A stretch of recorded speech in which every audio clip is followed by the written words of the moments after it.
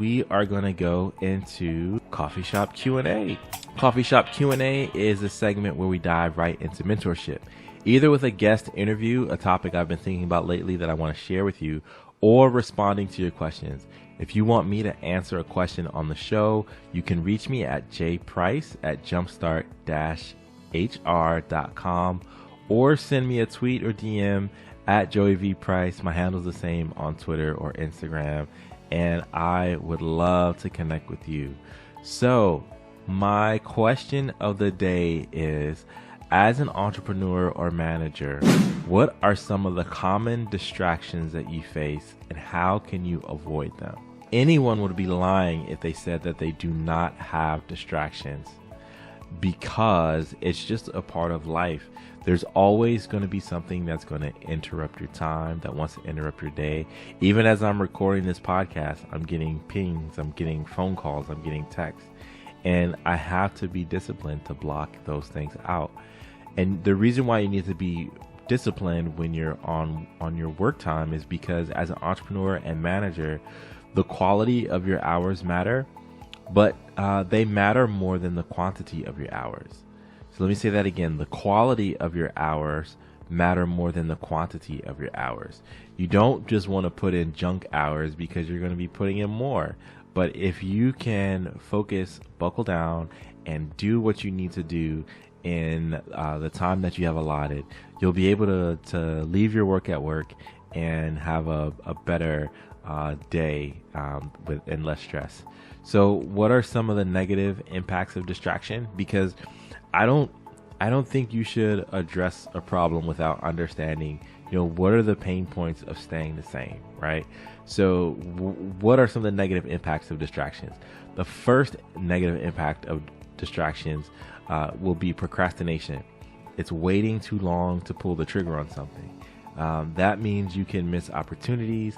That means you are piling up your workload. That means you're doing all these sorts of things that could unfortunately hinder progress in your life. And so procrastination is a huge negative impact of distraction, because anytime you're saying yes to a distraction, you're saying no to the thing that you need to do. And listen, I am guilty of it. This is something that I work through all the time. We'll get through some of my solutions that I'm working on, but I will scroll through the gram. I will play a round or two of Candy Crush. I will check on things that aren't necessarily urgent or important in the moment, and go down that rabbit trail. I'll start conversations with people. There's so many things that I can do, or that you can do, to get distracted, and it's just a sign of procrastination. So that's one of the negative impacts of distractions. The other negative impact of distraction is disappointment. It may feel good in the moment to be distracted, but listen, you're going to pay for it on the other end. You are going to pay for being distracted. And you'll be disappointed that you don't have as much time as you need, that you have set yourself back, or that you missed an opportunity that you could have taken advantage of, whether it's not responding to an email, or not calling somebody back, or losing out business. If you are distracted, you are going to be disappointed in the opportunity that passes your way. Another negative impact of distraction is you're going to have goals that are unrealized.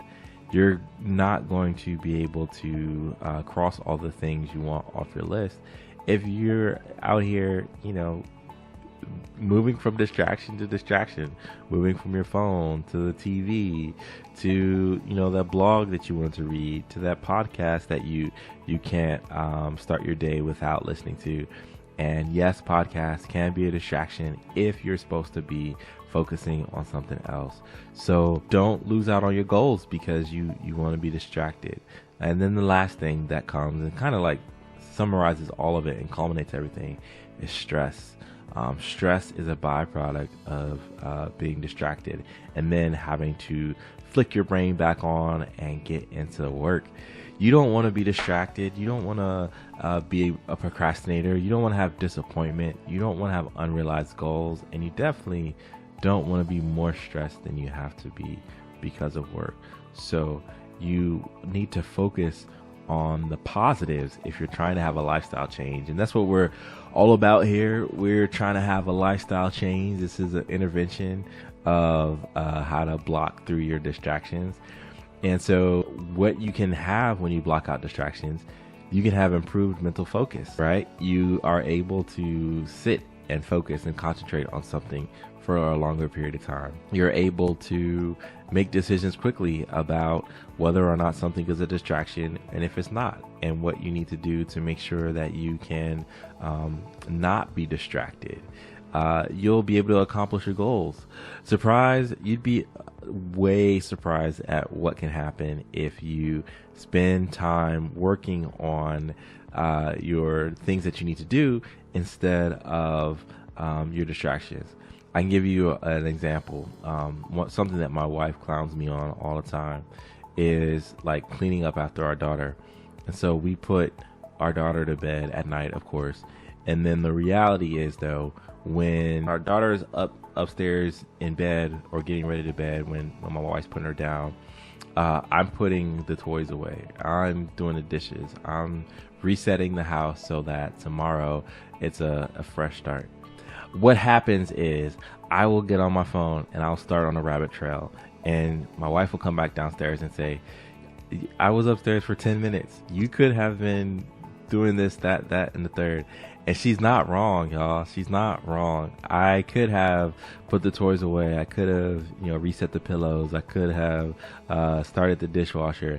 And sometimes it only takes like 10 minutes of concentrated effort, 10 minutes of concentrated focus to really put a big dent in goals and just knocking it out instead of belaboring it or procrastinating, and just ultimately adding more stress, because it's the end of the day, right? I'm tired. I'm exhausted. And so even if, relaxing and watching TV is going to help me decompress from my day, it still doesn't change the fact that there's work that I need to do to consider the day complete.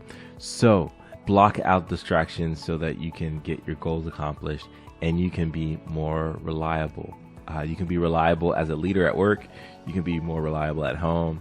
Just there's so many benefits of blocking out distractions. So what are some of the common distractions that people see at work? There's a study that I'm going to pull up very quickly about the top distractions at work, because there is actually scientific research behind the distractions at work. And this website, lifehack.org, has the top 7 most common distractions at work. And we're going to go from the bottom up. The first one is going to be multitasking. So multitasking, if you're like on your phone, on a conference call, thinking about your day, thinking about what you're going to have for dinner, all those things are competing for brain space. So you got to make sure that you're not multitasking. Meetings can be a distraction, especially if there's no purpose, if there's no agenda, if there's no action items from them.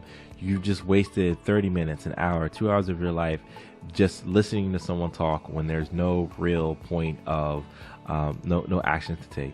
Social media can be a huge distraction as well, because social media is something that you start on a rabbit trail and you never really rebound from, because there's hashtags, there's photos, there's sending voice messages to people, there's updating and seeing how many likes you can get on a picture, there's checking out websites, there's ads, tons of ads. Social media, huge distraction. All right, the next one, smartphone usage. More on this in a little bit, because I do think this is the number 1, but they rate this here as the number 4. But there's so many pings and notifications that you get during the day that it's like, how do you even focus? How can you focus if you're getting alerts on your phone? I'm looking at my phone right now, and I have, just in the 2 minutes that I closed my phone, 4 notifications, 2 from Slack, 1 from Twitter, and 1 from StubHub. That's, 2 2 notifications per minute average. And that doesn't even include back and forth conversations in a group chat that you might be a part of. So more on that in a little bit. But the next thing is email consumption. It says Tim Ferriss says, limit email consumption and production. This is the greatest single interruption in the modern email or in the modern world. Yo, I would agree with that because so many people even wrestle with getting to inbox zero.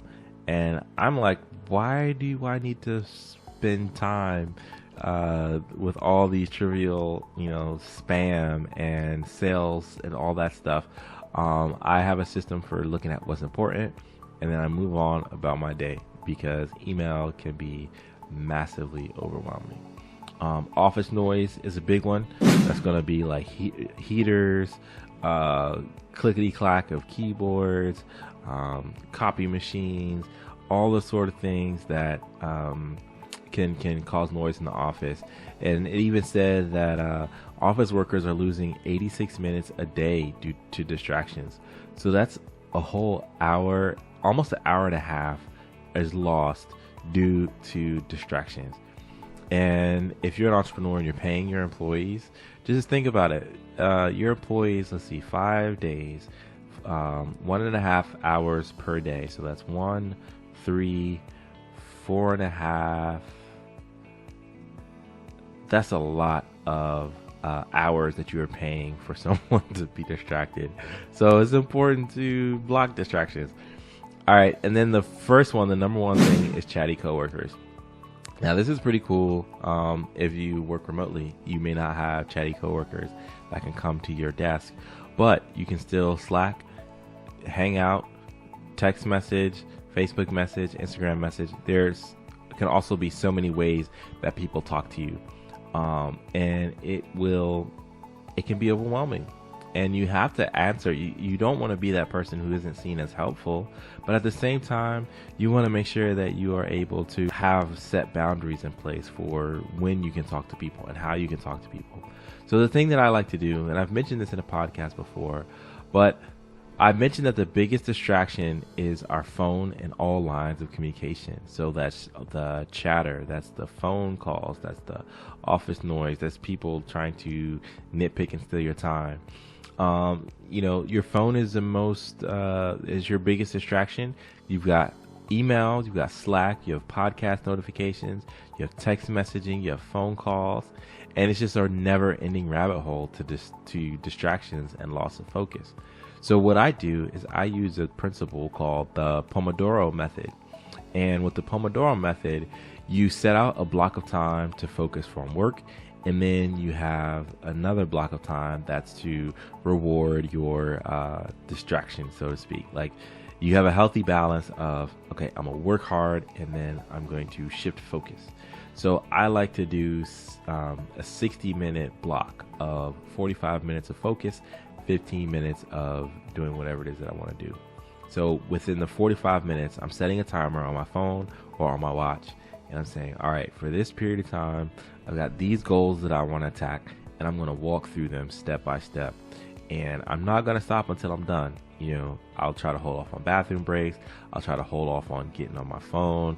I'll turn my phone upside down, and I'll do all these sorts of things to make sure that I can get no distractions.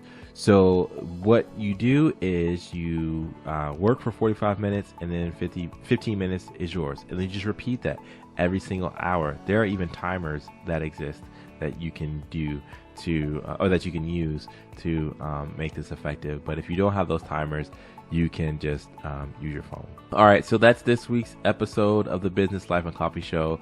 I hope you are more equipped at reducing your distractions and more inspired to reduce your distractions. I hope you learn more about Jack Welch and the icon that he was.